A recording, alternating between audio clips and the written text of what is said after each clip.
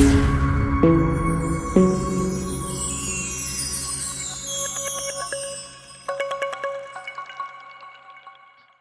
right, so it is 6:30, so we're gonna get it started.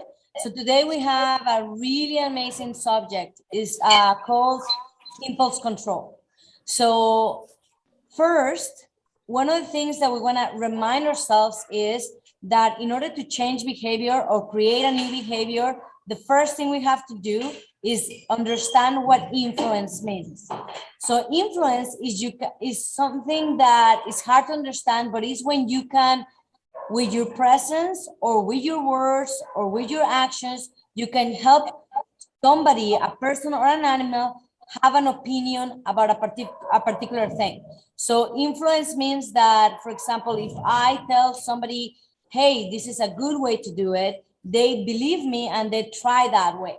So that's to have influence. Usually to have influence, one of the things that you have to do is you have to be well known on that subject, so other people will want to follow you and kind of like imitate you.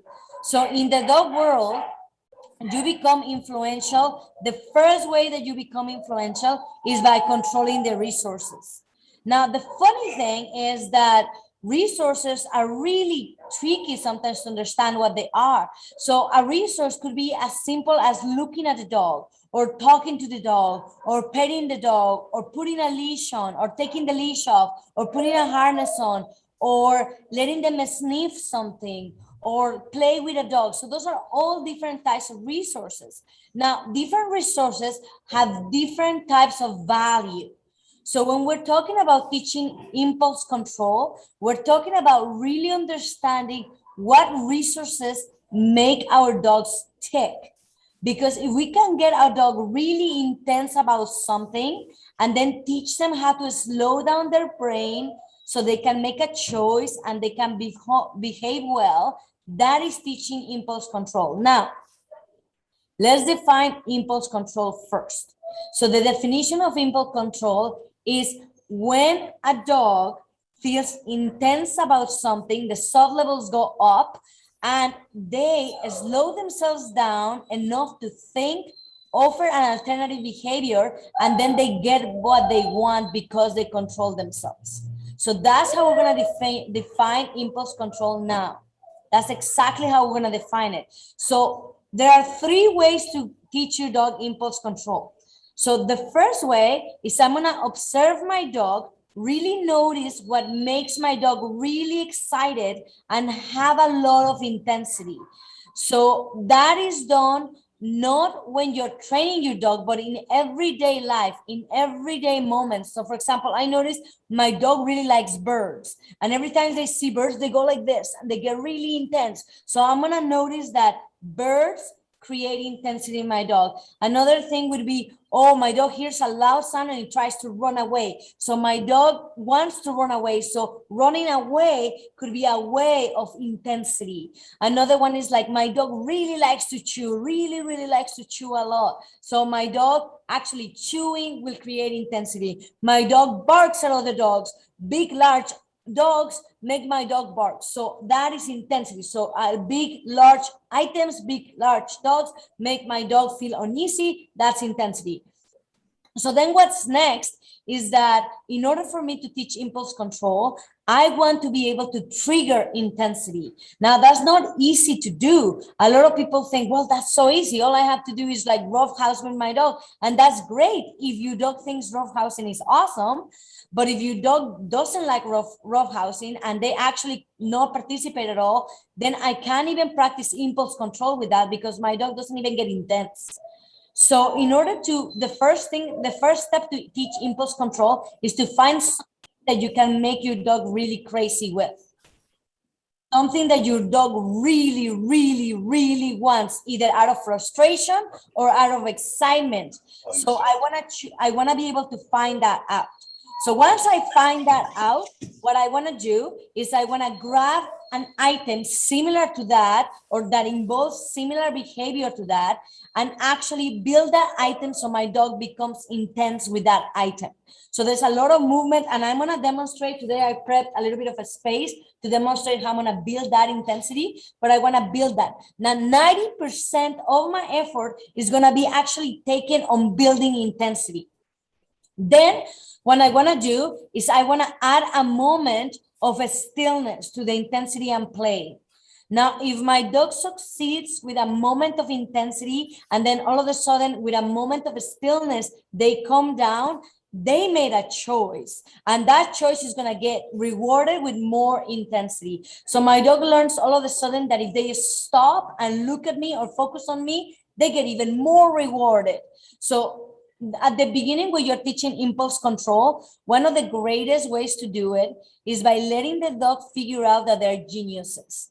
So basically, you're creating that intense moment, you stop for a bit, and then they slow down, and then you mark that moment, and then they thought, wow, look what I can do. So it's actually like coming out from their own volition, their own idea. So then you get so fast at creating impulse control. So that's the first step then, is I'm going to build intensity.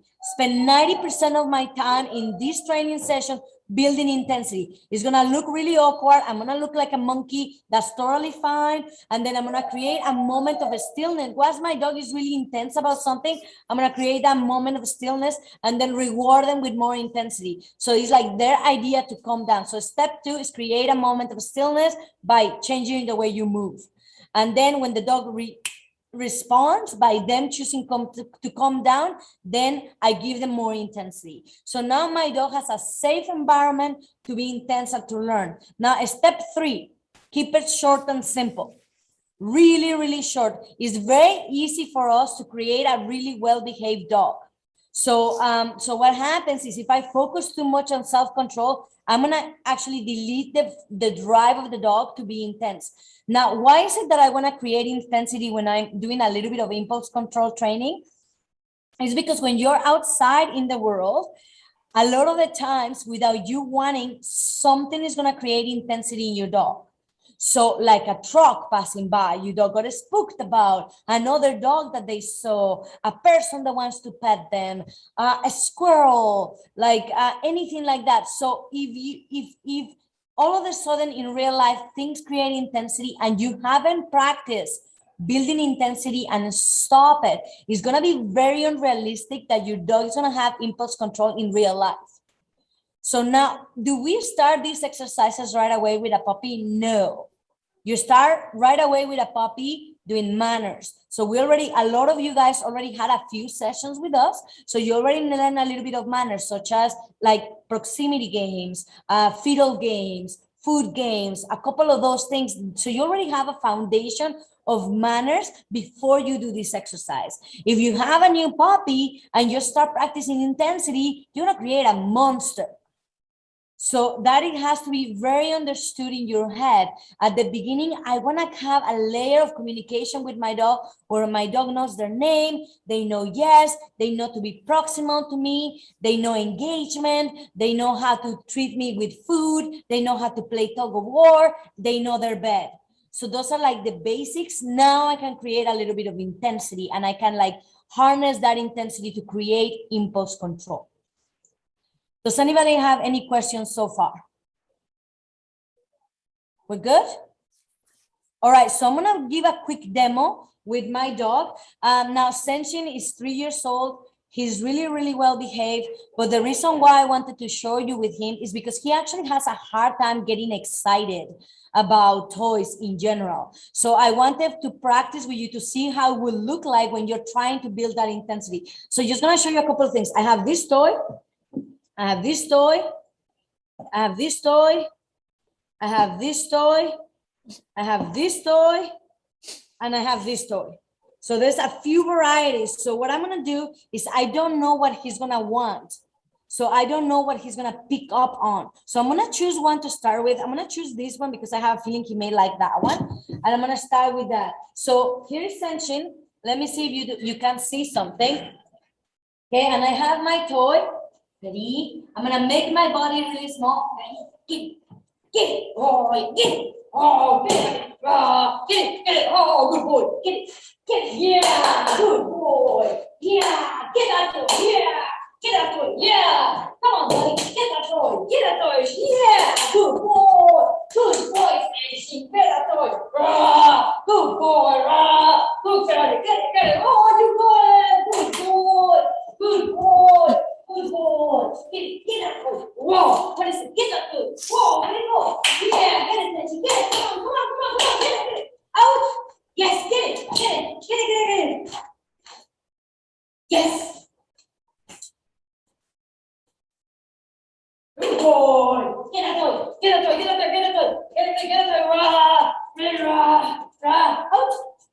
get that toy. Yes.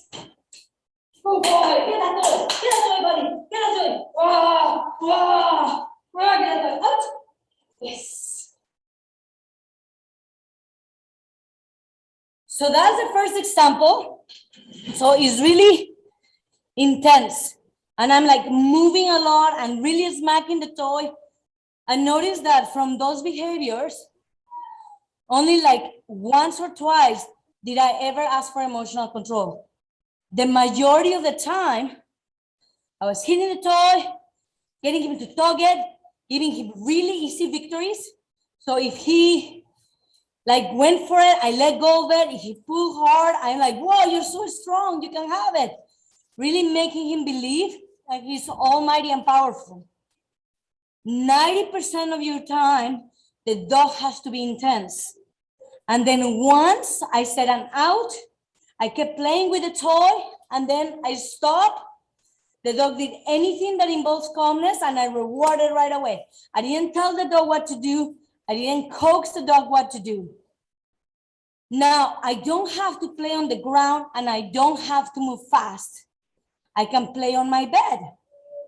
So if you have, for example, if you have a little dog, okay, and she has a little bit of fear or something like that, I can actually play with the toy on my bed and get the dog really excited on my bed without me having to move too much, and then stop. And then when the dog stops, toss the toy. It's just a moment of intensity. It's a moment of, like where you're creating all this series of events. I'm playing. And then I choose my moment where I want to stop it. And then the dog stops and I reward with the intensity. So the dog is learning how to figure out how to react in that moment when there's a lot of noise, a lot of things going on, very intense, and then all of a sudden they can think. You guys see that? All right, now I had to really build that up because he's not really interested unless I make like a fool of myself and I play all over the place. Now, if you have a dog that has a little bit of tendency of biting the hands, you can use a little string with a toy. That will work really, really well. So now I'm going to show you how to do the exact same thing on the bed. Okay, this time, if I'm not able to move really fast, or I just don't have that much energy, or I just want to have something a little bit more controlled, I'm going to be on the bed and I'm going to do the same thing on the bed with a different item. So let's see how it goes. So if your dog doesn't know how to go to the bed, lure them. Come on. Bed. Yes. Okay. And then I don't want him to get off the bed when I play with him. So what I'm going to do is I'm going to hit the toy on the bed.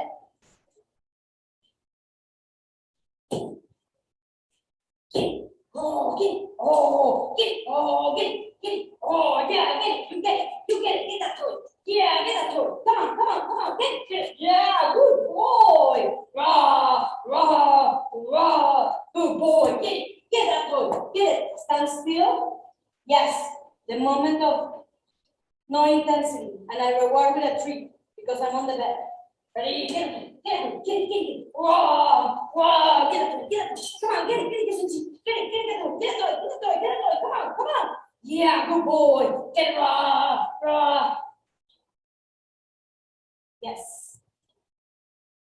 Free. So now I'm teaching the dog, even on the bed, you can obey me when I stand still. Whenever anybody stands still, there's a moment where everything goes calm. You understand? So I'm really pushing it. He had no interest on the toy whatsoever. I was hitting it on the bed, and he couldn't care less about the toy. He's not interested, but my enthusiasm and my pushiness and my moving my animal like an animal like this got him interested. Now, he's exhausted. He's like 5 minutes, right? So it's a really good way to interact with your dog and to teach them, and they have to listen to you. Okay, step 3 of the impulse control. Once you get good at this part, where you can create the intensity and stop, and the dog gives you any kind of calmness, now you want to create the behavior that you want to say. So you will create the same kind of thing where you're moving around and playing with your dog and getting really excited, and really your dog is kind of crazy, and then you stop and you give a command like sit. Okay, so now it's like, can your dog listen to you on their intensity? So that's the next step. So at the beginning, a lot of the times, especially Mateo, especially for you, because you have a puppy, your puppy may not know the sit command when you say sit. So you want to build that sit command without having to lure. So what I'm going to do first is I'm going to do a couple of lures with my hand. Tension. Yes. So I'm going to do a couple of lures so my dog can sit. Sit. Yes. So I do that first. Establish that behavior. Free. Free. And then after I did a couple, sit. Yes. Free. Sit. Yes. Treat. Free. Sit. Yes. Treat. So first, I want to be able to do a couple of sits with my hands, not in front of the dog, not luring, not anything. Tension come. Tension sit. Yes. So I want my dog to be able to respond to a sit command when there's no intensity. Mateo, can your dog do a sit with a verbal command? No, I don't think he can hear me. Okay, so what I'm going to do is now I'm going to add a little bit of movement. So I'm going to go like this. Sit. Sit. Sit. Yes. So now free. So I added a little bit of movement so my dog could listen to me even when I'm moving. So you have to get to that step first where you can run around and your dog can do a sit when you say sit. Okay, here we go. Ready, ready, ready. Tension sit. Oops. Tension sit. Yes, good boy. Free. Right? So I want to get that excited and I want to be able to run around and say sit and my dog sits. And then when I can do that, then I can create the intensity and say sit. But not before that. Like if you cannot go upside down, okay, on a handstand and say sit, you know, and your dog sits, it'll be pretty hard for your dog. So you gotta try even on a couch, you know, upside down, like sit sideways on your chair. So I'll show you. Just nice back stretch. Like this. Sit. Yes. Right? In any kind of weird position, you should be able to say sit and you don't sit. Okay? Good boy. Good boy. So you got to practice that. You got to practice being able to give your dog a command in any position. Now, and how many commands do your doggy know verbally? Can you unmute yourself for a second?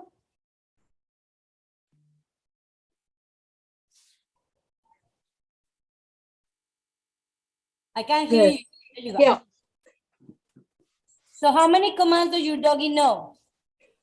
Like Come, verbally. sit.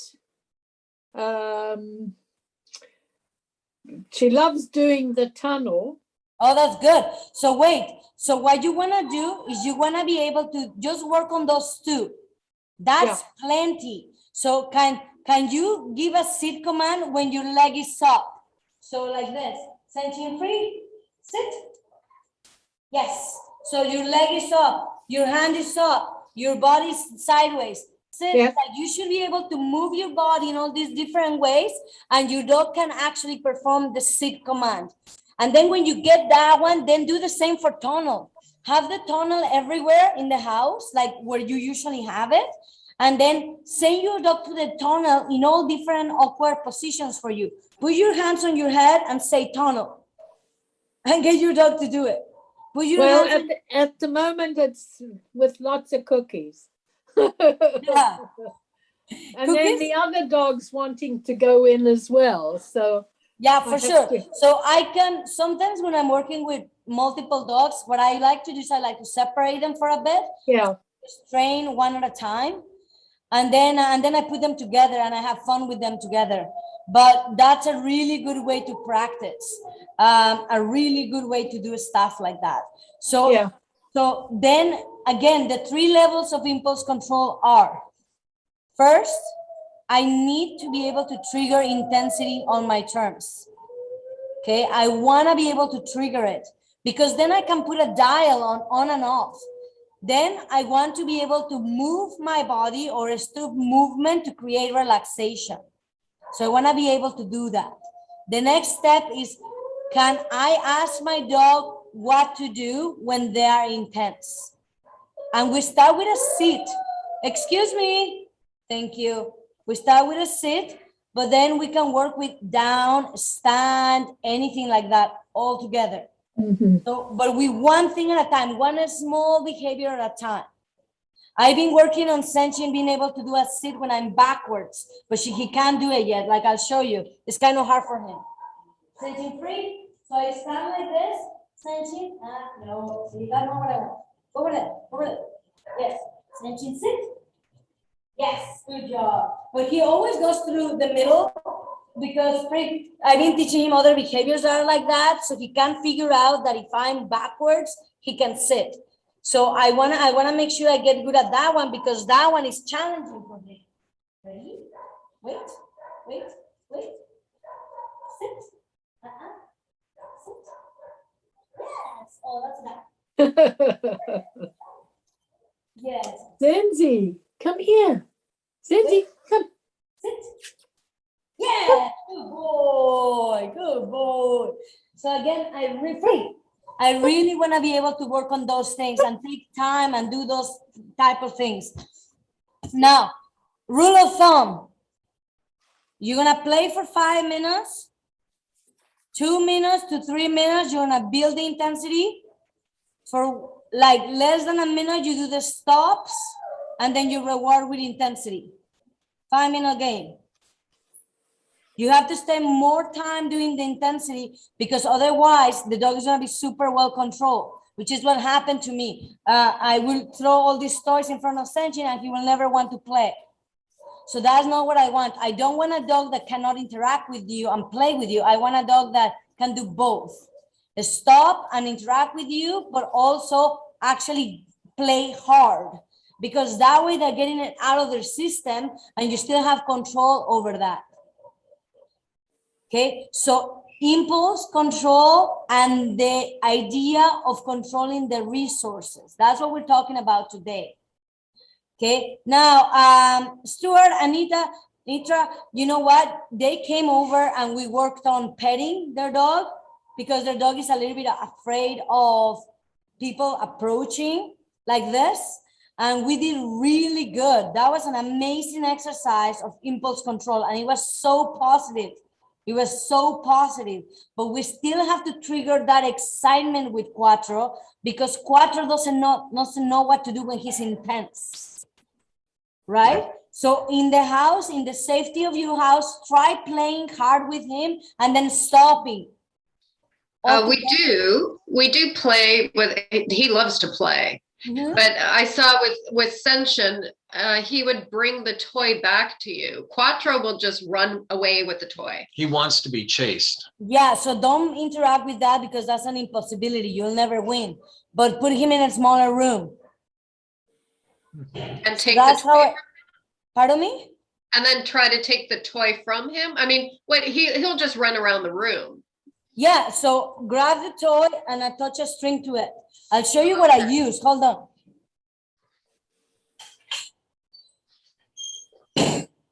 Do we have a small room? Oh, well, we can use the yoga room. Okay.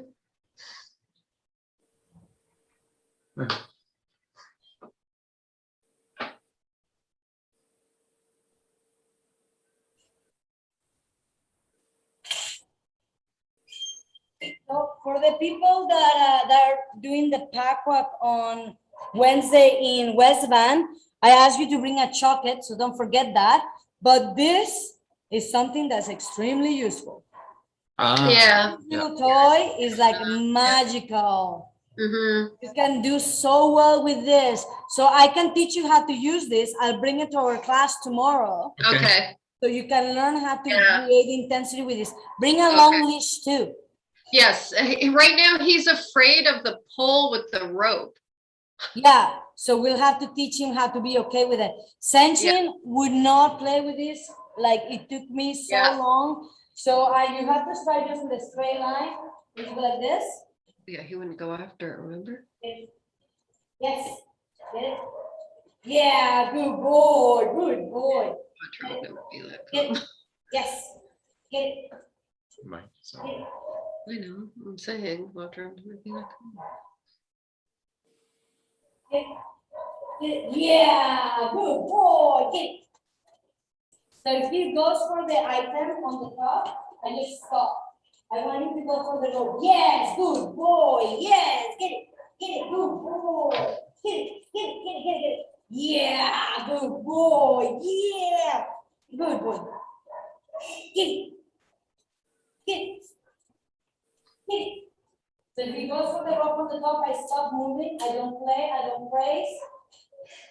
I wait. Yeah. Wait. Yes, you got it? Yes, good boy. Yes, good boy. Get it. Yeah, good boy. Good boy. Get it. Yeah, good boy. Get it. Get it. Yeah, good boy. So see, I'm just building his confidence. Look, now he's really wanting it. He's really playing with it. And I don't want him to chew on the string, so if he chews on the string, I become dead. Only when he grabs the actual item do I play. Get it. Get it. Get it. He's tired. That's hilarious, right? Because I made sure he didn't have exercise today at all. So I could demo this. It takes like 2 seconds and dogs are pooped, like pooped. So it works really amazing, really, really exciting. And again, so why is it that we want to create intensity? Because it is really, really hard in the outside world to teach you how to have self-control when they have intensity outside. It's really, really hard. As a matter of fact, that's something you should have management on. What I mean with management is you shouldn't expose your dog to something that creates that level of intensity because you won't be able to control it. Because at the beginning, when you're working with their mind is full of these concepts and you have to actually build each concept separate and then use all those concepts together in real life scenarios. So I actually want to be able to replicate some intensity in my life with my dog so I can teach my dog how to listen to me. It's not magic. It takes time and effort. Now, you know, as you're growing with your dog, there's a lot of things that you'll notice. Like, for example, I put too much of those exercises on Senshin. So when I actually wanted to play with him, he was like, well, no, I'm so well behaved. I can't play. So I had to take some of that control away so he will be more free to actually interact and play. So free your mind, you know, free your mind. If you have a lot of stressors, if there's a lot of things that you're going through, you don't want to play. But as soon as you have a little bit more freedom and you relax and you're not taking things seriously, you actually become more optimistic, more relaxed, you make jokes. Like the less stress, the more that you have actually emotional control, the more jokes you can make. And that means that you're taking things lightly. It's easy for you. So it's the same thing for a dog, where at the beginning, when you have to teach them how to have that intensity, it's kind of hard. And you may actually have a dog that is overbearing with intensity. So then you're gonna tune it down a little bit by doing those moments where you stop altogether, not do anything. The dog may jump on you and bite your leg, or they may like pull on you, or they may do all these things, but you stop. And the second they slow down, wham, they earn their prize that they were looking for, what they were excited about before. So it's like they made a choice to slow down their brain, and with that information, you rewarded them. So they are now understanding they're in control of the experience. Does anybody have a question about that? So let's go over again. Resources are the first way that you become influential.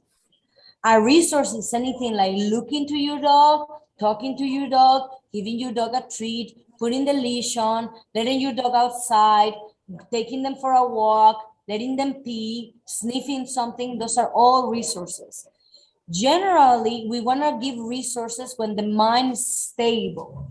But when we're talking about impulse control, if there is no impulse, if there's no high desire, you can't actually teach impulse control.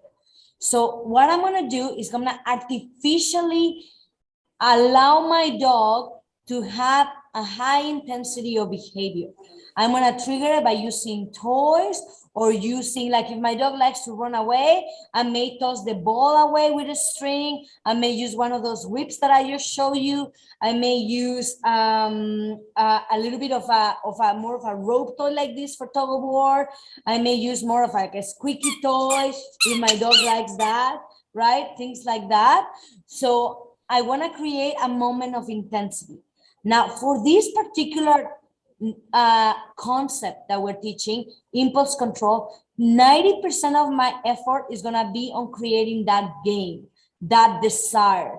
Because once I have something that the dog really, really, really wants, then I can stop.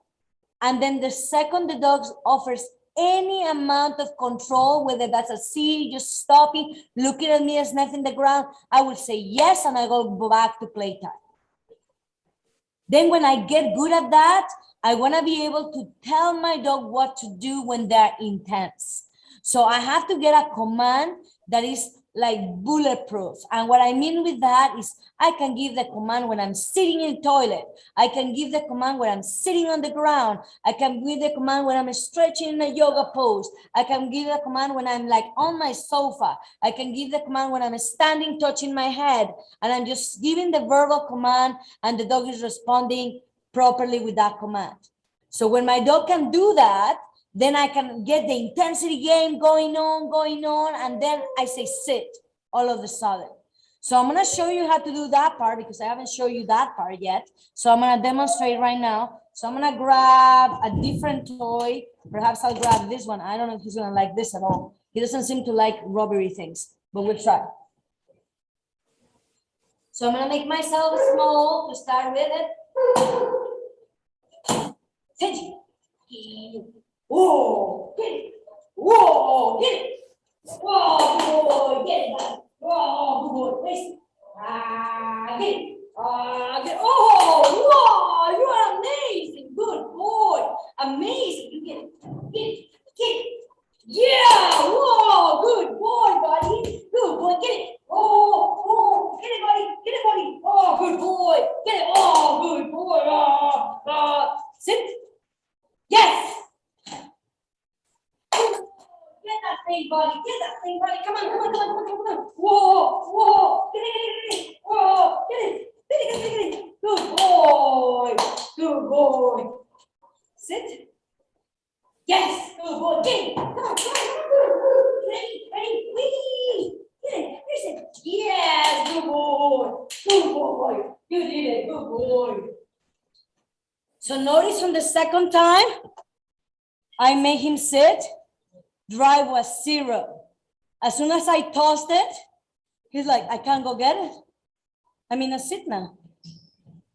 So that was too much. I have to build more drive before I asked for commands, because his drive was really little.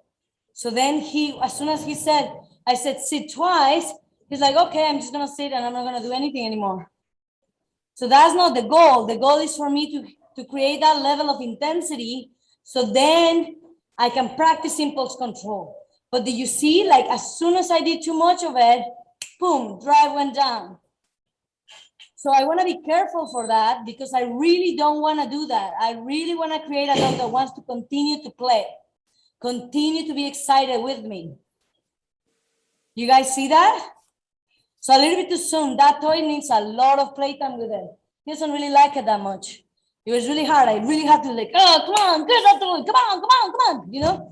So really a lot of acting. It's exhausting. I'm more tired than him, I think. But it's really fun. And again, you can do it on the bed. You can do it on the couch. I was just demonstrating to you like the simplest version of this exercise. But you can do it with like treats.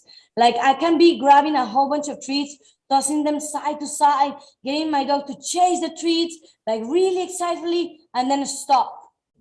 And the dog offers a behavior that I like, yes, and toss more treats around.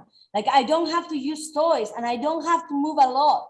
You just have to be creative. If you have a dog and they don't like toys and they don't like food, let me know and I'll help you. That'll be a little bit more challenging, but we can figure something out for sure. Are you guys good? Yep. All right, now, because this class is about evolving the human-dog relationship, let's talk a little bit about what it means for you to have impulse control yourself as a human being, and what does that look like? Okay, in a human life, impulse control is different than a dog, because the majority of the times impulse control comes because you have a trigger. So let's look at a very perfect example.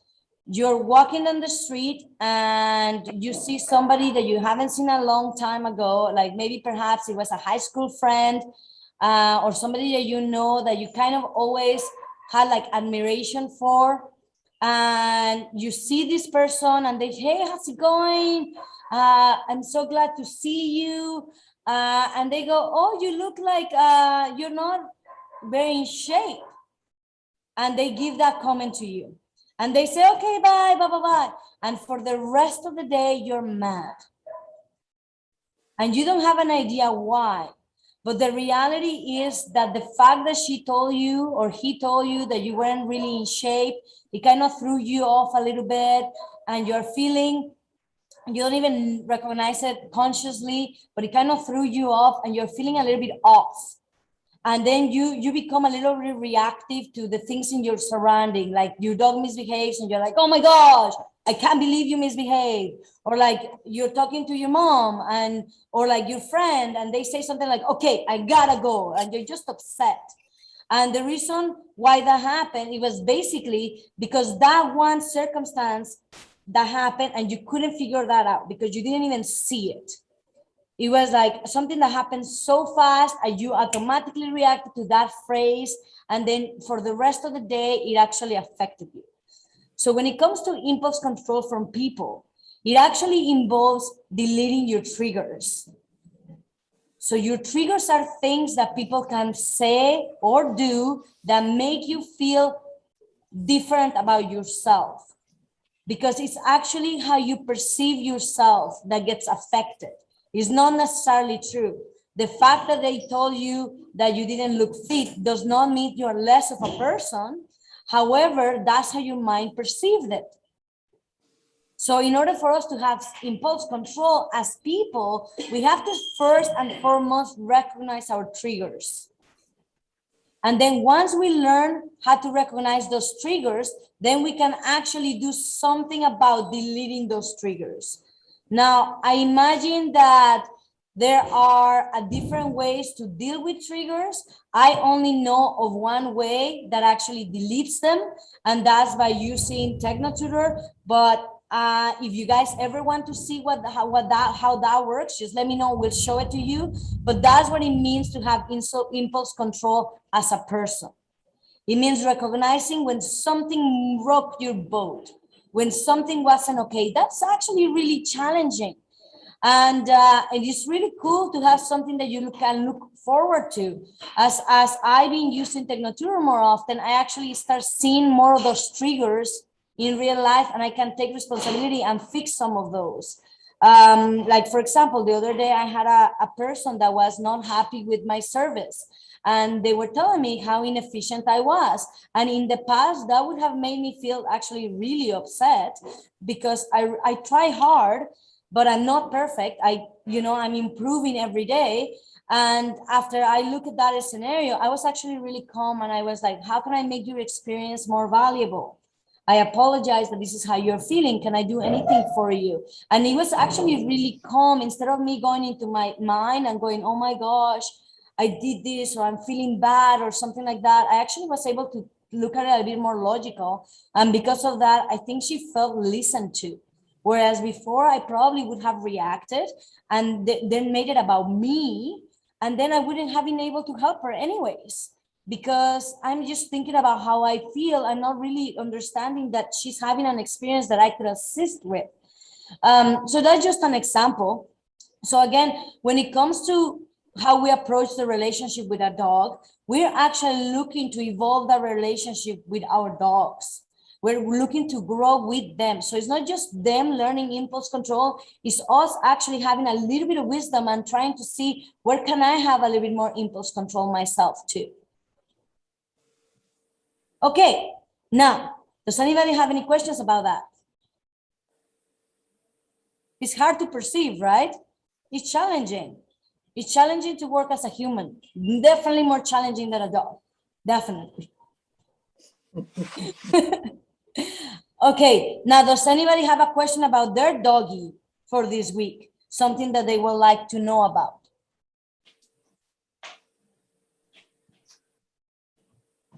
No, we're good? All right. So the last thing I want to share with you guys is something really amazing, really amazing. We're super excited about this, is that this week we're getting our professional competition agility field. So it is so exciting. We've been working for months towards achieving this, and it's going to be really cool. So everybody gets a free class in the agility field. So as soon as we set it all up, you guys have to come, try it out, have a lot of fun with your dog, learn a lot. Sounds good? That's fantastic. When do you expect to start this? Well, this week it arrives, and it basically is giant, is what you use for competitions. So then it's going to take us probably about a week to set it up, just because it's giant agility, like huge, like ramps and things and stuff. So, and there's only like 10 of us. So we'll need more helping hands to set it up. But once we set it up, as soon as it's set up, so probably about 2 weeks total before you can try it. And that's going to be in Squamish? That's correct. But we are saving money right now to get a trailer, because we like to bring it to different places, because it's a full competition field. So we're going to try to rent like Brennan Park, and then have once a month, have like for the entire community. It's huge. It's the size of a football field. So it is really massive. So so we are saving right now to get that trailer so we can transport it. Very cool. Good for you. Yeah, it's going to be so fun. You guys are going to have such a blast. There's nothing more exciting than running with your dog like a maniac. We can also walk, but it's fun. It's fun when they actually just go on their own, and then you're like, yeah, go through that tunnel. Yeah. You're so excited. And then it's fun. All right. So this class was a request from one of our team members. They wanted to know a little bit more about impulse control. If you have a subject, there's something you desperately want to know, you can always write us and we'll make a class about that. I did some demos because they did ask, can we please have some demos? I live really far and I can't really come for a class. So I like to have just a little bit of a demo, if that's okay with you. And I said, absolutely, let me see what I can do. So again, we're here to help each other out. So if there's something that you really want to see, something else you want to learn, let us know, and we're here to help you. Thanks, baby. Awesome. We'll see you next Monday, and everybody else who's going to West Van tomorrow and Wednesday, we'll see you then. Don't forget your chocolate. Thanks, Valerie. Bye, Thanks. guys. Thanks. Bye.